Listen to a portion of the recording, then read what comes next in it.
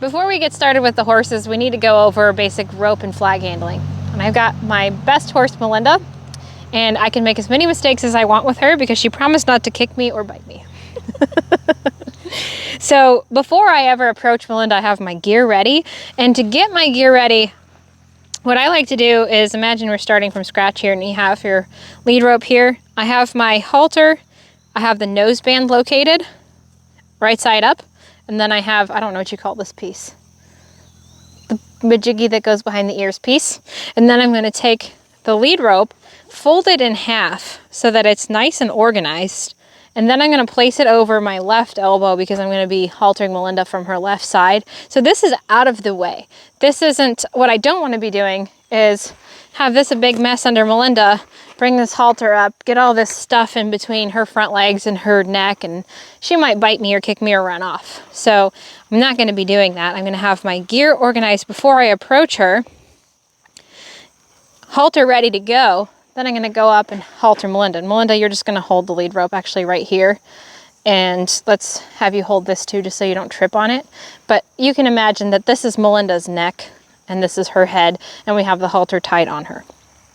So the one thing that I'm also not going to do is that when I go, say I've haltered her and I have my gear organized, if I'm like, okay, we're ready to go, I gave this big drop down the lead rope. Melinda, what did that feel like? Just felt like a big weight dropping down. A big weight dropping down. So a really sensitive horse would actually, when I do that, do this and fly backward. That's essentially what I told Melinda to do. Then when I asked her to go forward, there would be a big brace in the lead rope, and then we might get into some arguments where I'd be like, Melinda, what's wrong with you? Why won't you lead properly?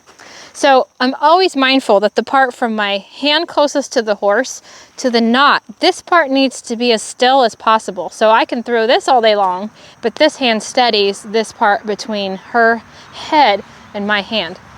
So once I've haltered Melinda, this hand is now responsible for steadying the feel between her and I, because this is our method of communication. This is the phone line that I have open, and if I scream into it, she might hang up. So I really have to be aware every second that I have this horse haltered, what I'm doing and what it means to her.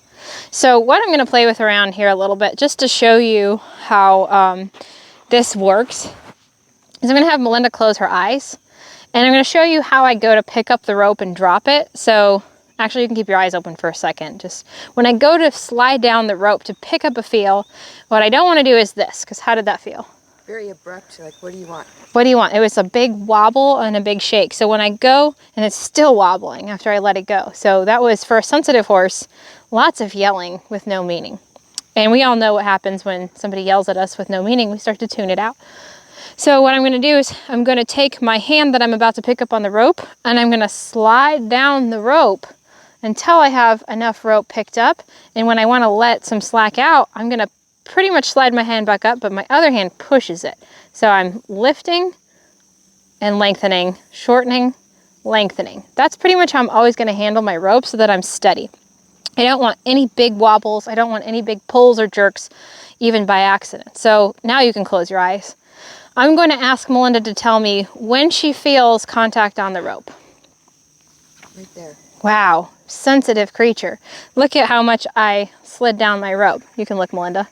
Just that much. You could feel like the little, from the grain of the rope, you could feel that little zhuzh. And again, that's why I like this equipment, is because the feel is very easy to convey because of the weight of it. All right, now tell me again when you feel my hand. Right there. Okay, you can open your eyes. So this time it was about this much. And what I'm getting at is that every single interaction is unique with the same horse. Some horses will be here or here within minutes apart. So you can never assume anything. Each interaction, it's got to be me feeling to Melinda, Melinda feeling to me, and then me getting ready to ask her something. Okay, you can close your eyes again. Tell me when you feel something. Right there. Wow, so different every time. Okay, you can close your eyes again. Tell me when you feel something.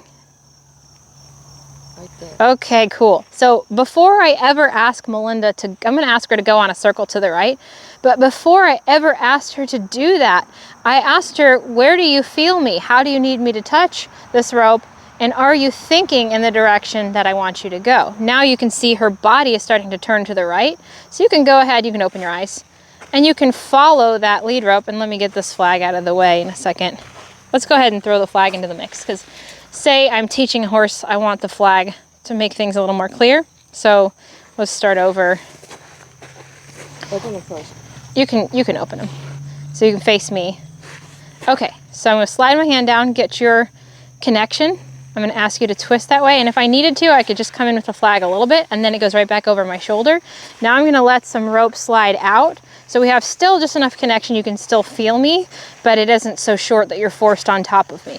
Now when I'm gonna go change directions, I'm going to switch my flag over to this hand, switch my hand on the rope, lift, and open in this direction, letting some rope slide out. And then I'm gonna do the same thing. Pick up on my rope. Again, it's pushing that way. That helps Melinda back up and open. Let some rope slide out. So that way I barely need to use my flag, but let's say Melinda gets a little sticky. I'm gonna ask her to change directions. Say she's not sure what to do here. She doesn't know where to go. I'm gonna open here, step in a little, help her move away, and then put the flag back in the off position, so to speak. All right, and then when I ask her to stop, I lift this rope up, but I think of pushing it backward, and in that way that helps Melinda take her weight back on her haunches. So here's a few common mistakes that happen frequently in groundwork. You're gonna close your eyes, okay? So I'm gonna do this the way that I see it done often. All right? What do you feel? I feel like... No, on get! Okay, let's stop for a second and dissect that. I wasn't sure. I felt the rope moving, but I wasn't sure what you wanted me to do. Okay, and then when I took the flag in and asked you to move, what did you do? I went scurrying like... But you kept facing me. Oh, yeah, That's super common because you didn't know which way to go. So I wanted you to go that way. That's why I'm pointing. Why aren't you going? But the feel that you feel is... I feel this. It's just confusing, right? You don't know where to go. And then when I ask you to go, you don't have any direction to go. So you're moving away from this flag, but you're not moving into any clear feel.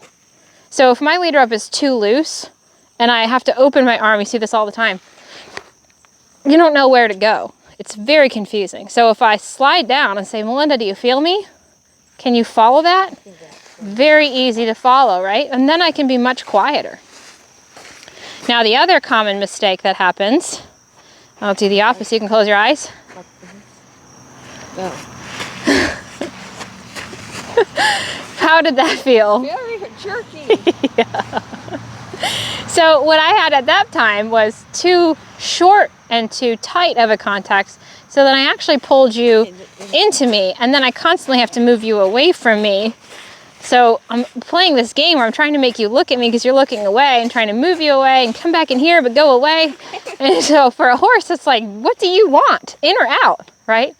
And again, especially if you have a horse that tends to crowd or is a little pushy, when I ask you to leave like this, where are you aiming? You're a nice horse and you're trying to not run me over, but some of them are gonna come right here. And that makes me have to shoo you away, but you have nowhere to go. Yeah. So that can be easily fixed by just opening and then letting the rope slide out. That actually pushes her away. Mm-hmm. Okay, now here's another thing that happens often. Close or open? You can... Don't. How did you stop? You're gonna get mad at me pretty soon. You're never gonna come back. Let's do it again. Okay. Close your eyes.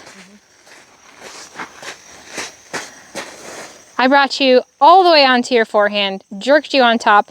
And again, if you were a pushy sort of horse, you're very considerate and you're trying very hard not to step on me. But if you were a horse that was accustomed to being on top of people, that would bring you right up on top of my toes. And then I might have to, get off me, Melinda, right? And that brings me to my other point. Melinda. I hate this one. I'm sorry, I'm gonna have to buy you donuts or something. What does this mean to you? It means go this way. Okay. What does this mean to you? It means go this way. Okay. What does this mean to you? Go this way. Okay. What does this mean to you? I have no idea. Okay, fair point. She says, I have no idea. When I go to ask my horse to back up, I want to make it as logical as possible for them to follow. And remember that everything that we're doing is to encourage straightness, balance, and relaxation. What's the first thing you see horses do when you back them up like this? The head goes up, the back drops, and they might back up, but they're like, whoa. So if I want Melinda really tuning into this lead rope, I want her to feel all the slightest feel that way. That's right. That's left. This is forward. So this follows that that's backward. So if I haven't taught her what right, left, and forward mean, how could she possibly know what backward means? So of course I have to jerk the rope and swing it back and forth and maybe shake my little stick in her face and make my aggressive posture and do the little cha-cha at her. And then we're not off to, I mean, she's already mad at me. She doesn't want anything to do with this. So if I want Melinda to back up, first I need to be certain, does she know what backing up means? I can't just start jiggling this rope and expecting her to do anything. So I might say, Melinda, do you understand forward? Cool. Melinda, can you try that? Wow. Thanks for trying. You're so awesome. I know. Okay. Thanks for seeing it. So I want everything to be as logical as possible, and it's got to connect to our riding. There's never going to be a time where I'm riding a horse and I want them to back up. You're gonna hate me a lot, but like, here's my reins, hold this. Melinda, back up. Back up, Melinda. That just doesn't follow. But here's left, right? Here's right. Here's forward. Why would this be back up? Here's back up, like that. So if I teach my horse to have to, thank you, have to be jiggled to death to go anywhere, that's not going to translate very easily to riding. So here's another common problem that happens. Say I'm off to a great start. What happened there, Melinda? Go! Go! What do you want me to do? Just go! Just go! Disobedient horse. So what I did was I started out with a really nice feel, and then to lengthen my rope, I dropped it and threw it away, basically. And for a really sensitive horse, that's almost like a slap in the face. It feels terrible. So that's, again, where I want to open, let that rope slide down my hand, and send the rope to where I want the feet to go. So to close, what I'm going to do is show you again how it looks when it's done nicely, okay? Closed? What's that? Eyes closed or You can keep them open, it's okay. All right, here we go. Off we go. Let's mount.